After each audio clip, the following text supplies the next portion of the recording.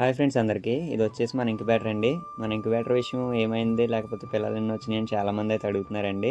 నేను ఇప్పటికే వీడియో పెట్టాలి, 15వ తారీఖున వీడియో పెట్టాలండి, పెట్టలేదు, సారీ అండి అందరికీ. ఈరోజు వచ్చేసి 17 అండి, 17వ తారీఖు. సో చాలా లేట్ అయిపోయింది. ఇది 21 రోజుకి వచ్చేసి 2 పిల్లలు అయితే బయటకు వచ్చినాయి కదండి.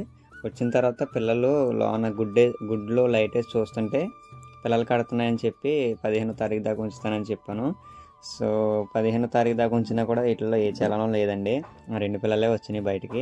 సో అప్పుడే తీసేద్దాం అనుకున్నాం కానీ నాకు కొంచెం ఖాళీ లేక అయితే తీయలేదు ఫ్రెండ్స్. చూడండి మీరు, ఇప్పుడు ఇంకో గుడ్డు చూపిస్తాను మీకు. ఆ గుడ్లో కూడా లైట్గా అలా కట్టినట్టే ఉందండి ఒక పక్కనే. సో ఇంకా అలాగే ఏం చేసినా ఇంకా ఇవి చేసేలా లేవు అని చెప్పి ఇంక తీసేయడం అయితే జరుగుతుంది. తీసేద్దాం అనుకుంటున్నాను, నేను తీసేసాను కూడా. ఎందుకంటే ఎండాకాలం కదండి, తల్లి పెట్టుంటేనే కరెక్ట్గా చేయవేయి. ఎండాకాలం ఇంక్యుబేటర్లు ఏం చేస్తాయని చెప్పి ఇంక మొత్తం అయితే తీసేస్తున్నానండి. కట్టినట్టే ఉన్నాయి. నేను లాస్ట్ని ఒక 2 గుడ్లు పగలగొట్టి చూశాను, మొత్తం పాడైపోయినట్టు ఉన్నాయండి. సో దానికోసమే నాకు ఇంకా ఇరత పుట్టేసి తీసేసానండి మొత్తం. ఇంక్యుబేటర్ అంతా పీకేశాను.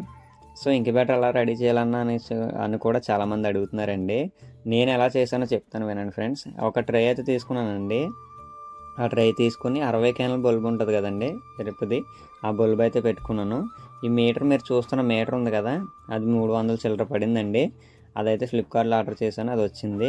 వచ్చిన తర్వాత ఇది ఏంటంటే లైట్ ఎంతవరకు వెలగాలి, ఎప్పుడు ఆరిపోవాలి, ఓవర్ హీట్ అయినప్పుడు ఆరిపోవడానికి ఈ మీటర్ అయితే సాయం చేస్తుందండి. ఇంకా ఏసీకి అంటే కూలింగ్కి ఫ్యాన్ ఒకటి పెట్టాలి. ఆ ఫ్యాన్ అయితే నేను పెట్టలేదండి, ఇలా మీటర్ ఒకటే పెట్టాను. సో ఎందుకు ఫెయిల్ అయిపోవడానికి అది కూడా కారణం అవ్వచ్చు. ఫెయిల్ అవ్వడం అంటే మన ఇంక్యుబేటర్లో నేను ఒక్క పిల్ల వచ్చినా చాలా అనుకున్నానండి, 2 పిల్లలు అయితే వచ్చినాయి. సో నేనైతే సక్సెస్ అయినట్టే ప్రస్తుతానికి. సో తర్వాత ఇంకో నేను చేసిన పొరపాటు ఏంటంటే దాంట్లో నిలవ గుడ్లు కూడా ఉన్నాయండి. నిలవ గుడ్లు ఫ్రెష్ గుడ్లు కలిపెట్టాను. ఇప్పుడు పిల్లలు వచ్చినాయి కదా 2 పిల్లలు, అవి కూడా ఫ్రెష్ గుడ్లోనే వచ్చినాయి. నిలవ గుడ్లు అసలు ఏం రాలేదండి. నిలవ గుడ్లు ఒక పక్కనే, ఫ్రెష్ గుడ్లు ఒక పక్కన పెట్టాను, అందుకే నాకు వేరువేరుగా చెప్తున్నాను.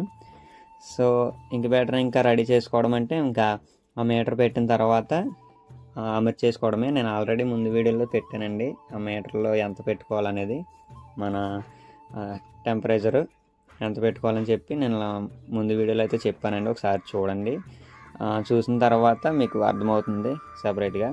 ఇదైతే తీసేసానండి ప్రస్తుతానికి. నేను ఆ డబ్బా ట్రే తీసుకొని ఆ ట్రేలో ఇసుక వేసానండి. చాలామంది ఓక అవి పెడతారు, నేను ఇసుక వేసాను. ఇసుకేసి పైన ఒక మెస్ ఉంటే ఆ మెస్ మూత కింద పెట్టానండి. దానికన్నా మీరు ధర్మగోల్డ్ అట్ట ఉంటుంది కదా, అట్ట తెచ్చుకుంటాం చాలా బెటర్ అండి. అలా చేసుకుంటే కొంచెం ఈజీగా ఉండొచ్చు. సో వీటిని నెట్టుకొచ్చి మొత్తం బయట అయితే పెట్టానండి. ఫస్ట్ టైం బయటకు వచ్చినవి, ఇప్పుడు దాకా లోనే ఉన్నాయి. లోనే ఫీడ్ ఇంకో వాటర్ అన్నీ ఆ ట్రైలోనే ఇచ్చేవాడిని. ఇప్పుడైతే బయట వదిలేసానండి. వదులుతామంటే మామూలు బయట పెట్టాను. మనం కోళ్ళకి షెడ్ వేసాం కదండి, ఆ షెడ్లో అయితే పట్టుకెళ్ళి ఆ ట్రైలో పెట్టాను. కోడి గుడ్లు పెట్టడానికి ట్రై కట్టాం కదా, దాంట్లో యాపాకులు వేసి దాంట్లో అయితే వేసానండి. దాంట్లో తిరుగుతున్నాయి.